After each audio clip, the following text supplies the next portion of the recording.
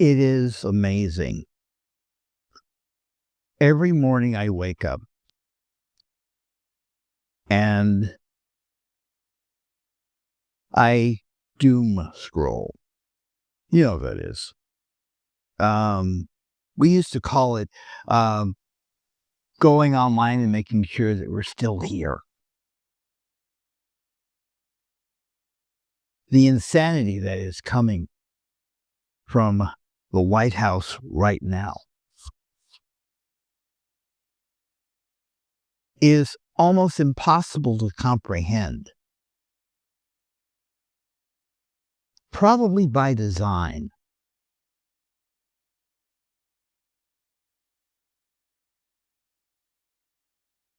We have a person in the White House who has absolutely no idea how life works in America. He thinks that tariffs are the answer to everything. How do we get American ingenuity back? We just put tariffs on everybody.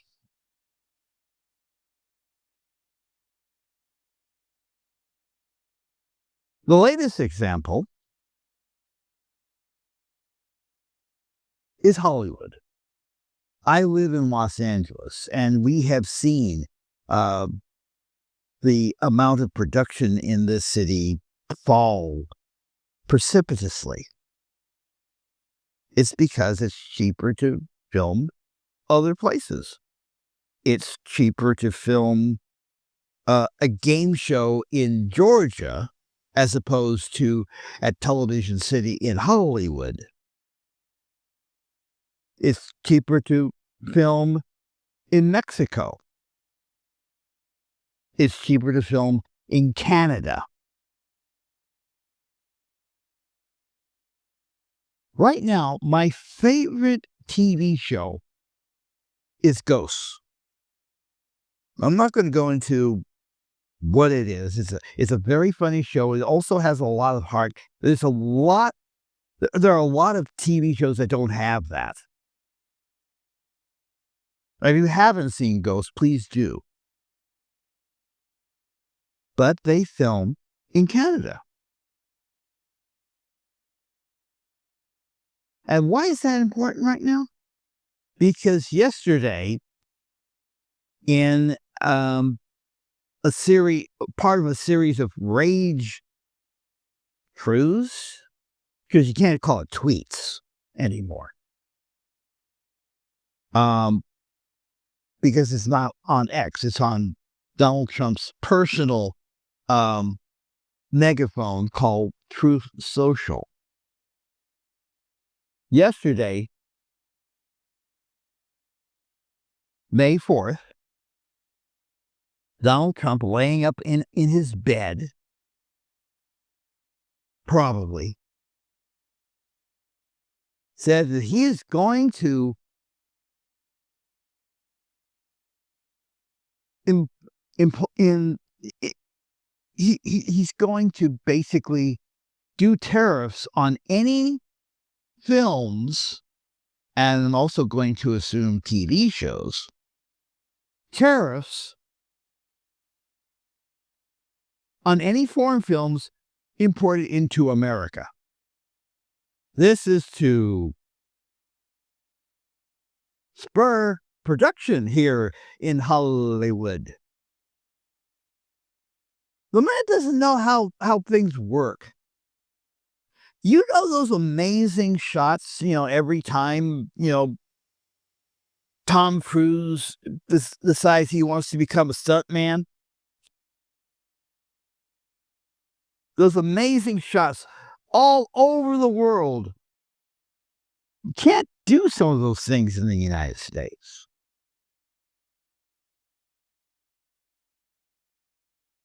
But now, if he does Mission Impossible 143 in some foreign country, Donald Trump wants to slap a tariff on that.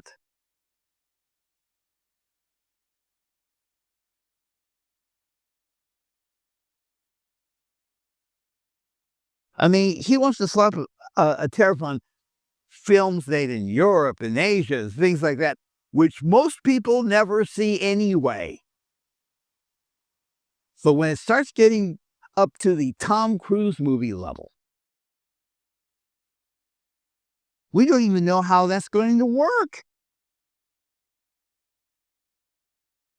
Would I be paying a bigger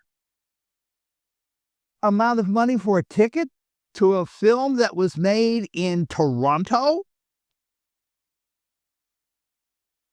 as opposed to a film that was made in Atlanta? Made in Georgia.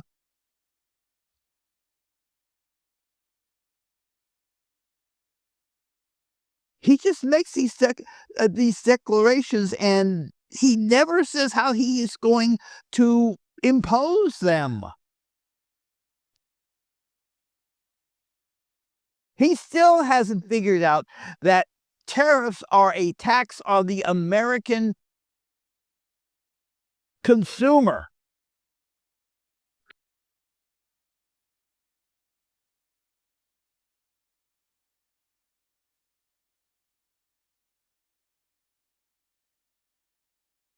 But that's what's happening, number one. Number two, this morning we find out that Donald Trump basically wants to put pressure on CEOs who don't follow his rules.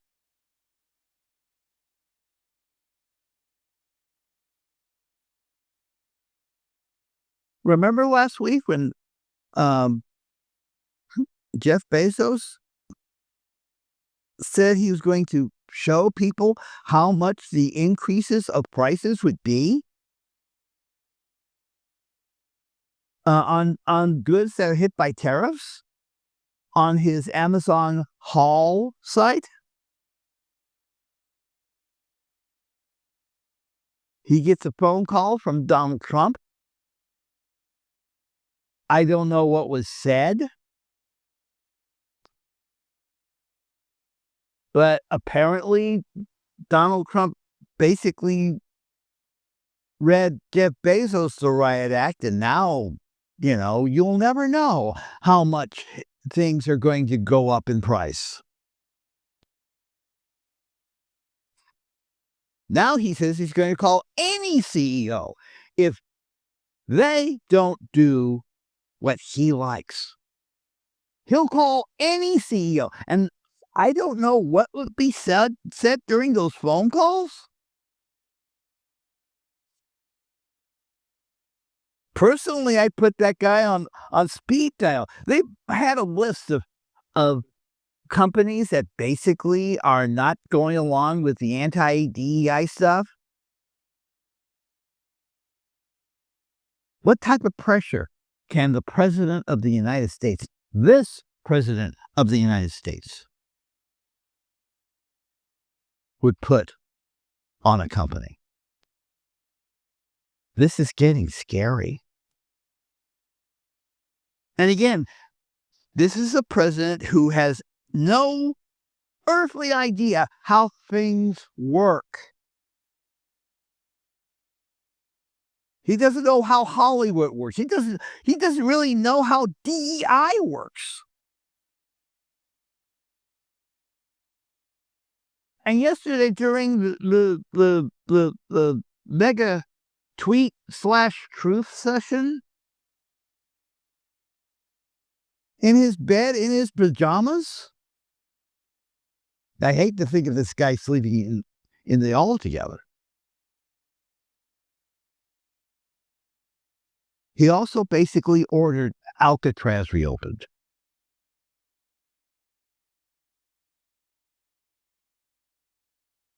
Because we're sick and tired of all these repeat violent offenders.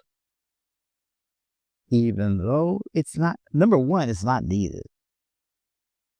Violent crime in this country has fallen precipitously over the last several years.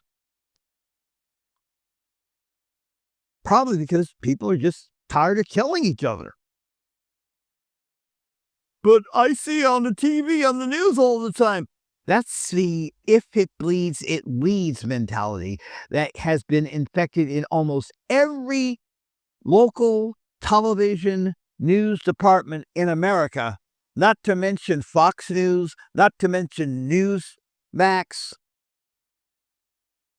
If it bleeds, it leads. Most people do not deal with violent crime. It's unfortunate when it happens, but apparently something's working because we are experiencing less violent crime in America than we have in the past. And it has absolutely nothing to do with you, Donald Trump. Like I said, it's the thing about people just not wanting to kill each other anymore. Yes, we get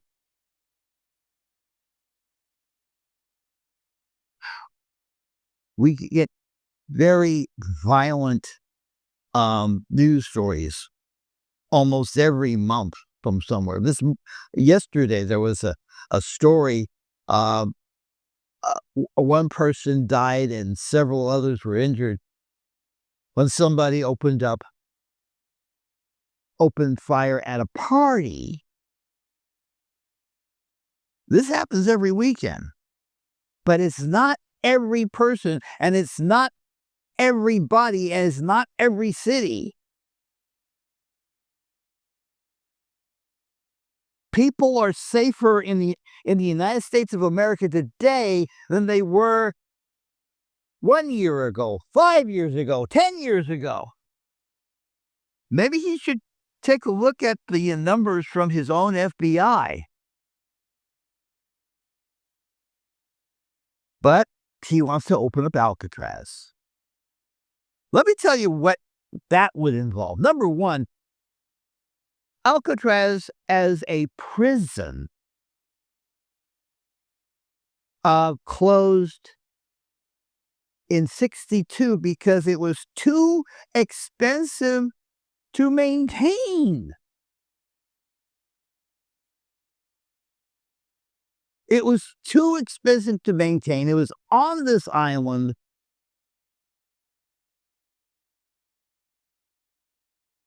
It was it was just too expensive, so they just closed it just to save money. They're doing a better job with the supermax prisons that have been built around the country. I've yet to hear one person escape from a supermax prison. But he wants to open up Alcatraz. So what would that entail? You would have to basically tear it. First off, you have to close the thing up from tourists because that place has become a tourist trap. It's one of those places that people like to go when they visit San Francisco. It's a national park right now. So you're going to have to basically close that. And then to meet some sort of safety standards, you're going to have to knock the place down, rebuild it to super max standards,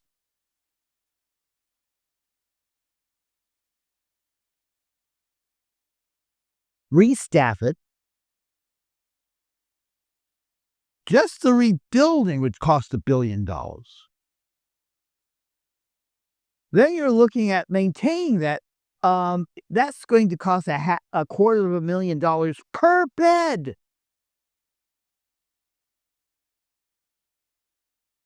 Per bed.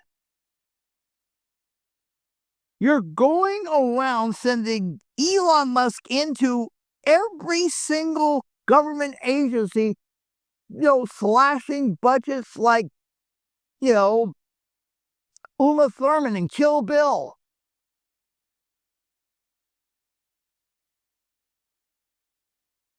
Yet you're going to spend $1 billion just on the building, several billion on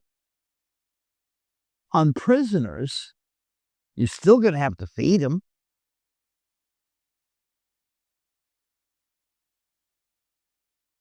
And it's going to take at least 4 to 5 years to build it. After you've knocked it down, that's going to take a year for that. Meanwhile, crime continues. If you are right, Mr. Trump, that crime is out of control, just reopening Alcatraz is not going to solve it. Again, we have a president who has absolutely no idea how things work.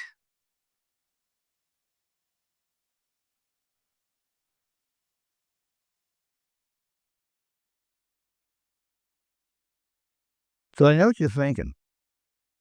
All we have to do is impeach the son of a bee. Really? Impeach him? We tried that twice. That didn't work. And may I just also point out that to guarantee a conviction, because these things have nothing to do with justice or anything like that, it's purely political anyway. In order for you to get a guaranteed conviction, you're going to need about 75 more Democrats in the House and about 22 more Democrats in the Senate. That's it. Those are the numbers. You cannot argue with the numbers no matter how many times you write your senator, because there are certain senators who are not going to be listening to you. They're not even going to listen to their donors. They will listen to their telepastors and their church leaders and the people who have promised them heaven if they do this, that, and the other thing.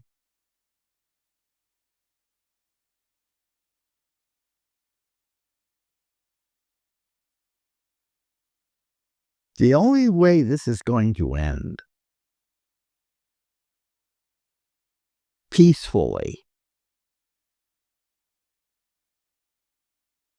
is that every one of us shows up on election day next November and vote as many of these Republicans out as possible. We need to put up in every home in America that is thinking properly a sign saying, this is how many Democrats we need in the House. This is how many Democrats we need in the Senate. Though that's the number. No tolerance for anything less, even one less, is not acceptable. On top of that, we need to be able to go to every election, small, local, state, and basically vote out these germs, because that's how the virus spreads. It starts in little communities and little city council seats and county board seats,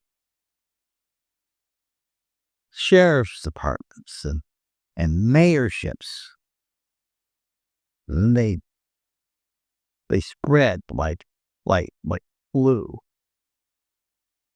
to bigger offices, to state senates,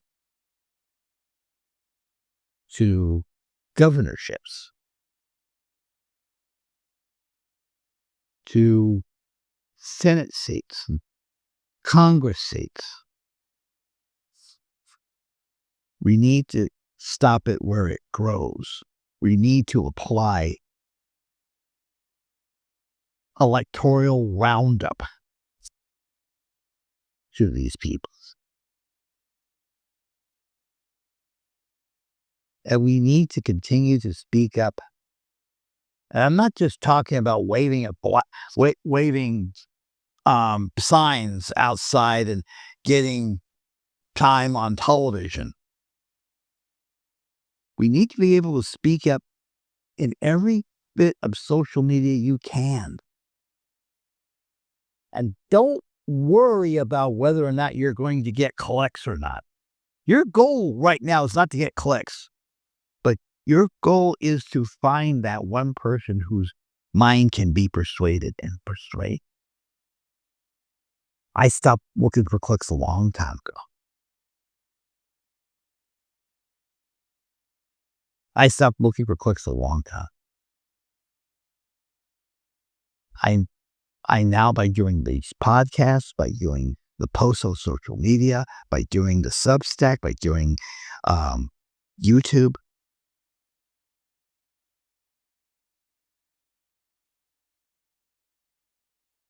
my main goal is to find that one person and say, you're doing the wrong thing. This is what you should do.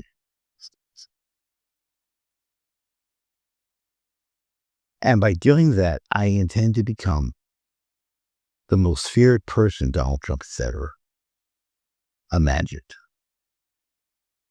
Maybe I'll be the next to go to El Salvador. But you want to know something? It would be worth it.